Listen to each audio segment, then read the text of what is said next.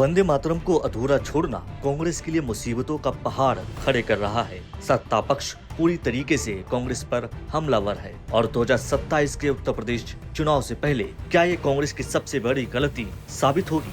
क्योंकि जो राहुल गांधी बीजेपी और प्रधानमंत्री नरेंद्र मोदी को आड़े हाथों ले रहे थे, युवाओं के मुद्दे पर खेलने की कोशिश कर रहे थे, वही राहुल गांधी और कांग्रेस वंदे मातरम के मुद्दे पर बैकफुट पर नजर आ रही है। बीजेपी से राष्ट्रवाद से जोड़कर देश का अपमान बता रही है। पार्टी के तमाम दिग्गज कांग्रेस पर आरोप मढ़ रहे हैं। बीजेपी ने सोनिया गांधी पर कांग्रेस मुख्यालय के स्वतंत्रता दिवस समारोह के दौरान वंदे मातरम गीत रोकने की कोशिश करने का आरोप लगाया है और माफी की मांग की है।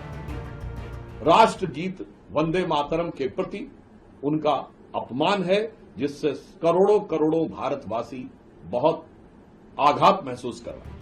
देश की आजादी के दिन कांग्रेस ने बीजेपी के हाथों में भुना भुनाया मुद्दा परोस दिया है। दिल्ली में कांग्रेस मुख्यालय में ध्वजारोहण किया गया। इस दौरान झंडे के दाईं ओर खड़े सोनिया गांधी, बाईं ओर राहुल गांधी खड़े दिखे। वंदे मातरम गाया जा रहा था, तभी सोनिया पीछे मुड़कर इशारा करती दिखी। राहुल ने भी इशारे में कुछ पूछा। एक स्टाफ सदस्य खड़गे के पास पहुंचा। खड़गे ने उसके कान में कुछ कहा, फिर सोनिया ने भी उससे बात की, जिसका वीडियो सामने आने के बाद बीजेपी ने आरोप लगाया है कि कार्यक्रम के दौरान पूरा वंदे मातरम गाया जा रहा था। कुछ शुरुआती पंक्तियों के बाद ही सोनिया इसे लेकर असहज होने लगी, गीत रोकने का संकेत दिया। बीजेपी ने एक्स पर लिखा कि राहुल भी पूरे गायन के दौरान परेशान दिखे। बीजेपी पूरी तरीके से वंदे मातरम के मुद्दे पर कांग्रेस को लताड़ रही है। मामले ने जैसे ही तूल पकड़ा, सोनिया गांधी और कांग्रेस पर देश के अपमान का आरोप लगा। कांग्रेस ने भी अपनी सफाई पेश की है। इंदिरा भवन में पूरा वंदे मातरम गाया गया, इसमें कोई वाद विवाद का सवाल नहीं उठता। यहाँ कोई रोकने का प्रयास नहीं था, क्योंकि लंबे समय से कांग्रेस अध्यक्ष खड़े हुए थे। सोनिया जी कह रही थी उनके लिए कुर्सी लाके रख दो। उनके लिए राष्ट्र पर्व नहीं है, उनके लिए वह भी राजनीति का खेल है। उनको एक मैसेज देना चाहते हैं कि हम अलग हैं, हम जब तक सत्ता में नहीं आएंगे, जब तक हम राष्ट्रीय कार्यक्रम में भागीदारी नहीं करेंगे। परंतु देश देख रहा है, ये हर बार कहते हैं वोट चोरी की बात करते, असल में इन्हीं कारणों से देश इनको वोट नहीं डालता। वो कहते हैं ना कि क्या बरसा जब कृषि सुखानी, उस बारिश का क्या फायदा जो फसल सूख जाने के बाद आए।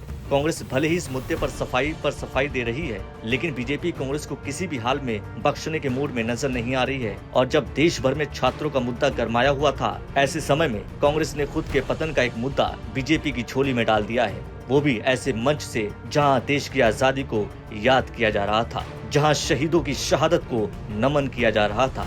उस मंच से राष्ट्रीय गीत वंदे मातरम को अपमानित करना कांग्रेस की सबसे बड़ी भूल के तौर पर माना जाएगा, क्योंकि वंदे मातरम गान को लेकर कानून काफी सख्त कर दिए गए हैं। संसद ने हाल ही में इसे कानूनी संरक्षण देने वाला नया कानून पास किया है। इसके तहत वंदे मातरम को जनगण मन के बराबर कानूनी संरक्षण मिला है। जानबूझकर इसके अपमान या गायन में रुकावट डालना अपराध है। क्या नए कानून बनाए गए हैं, ये भी एक बार आपको बता देते हैं।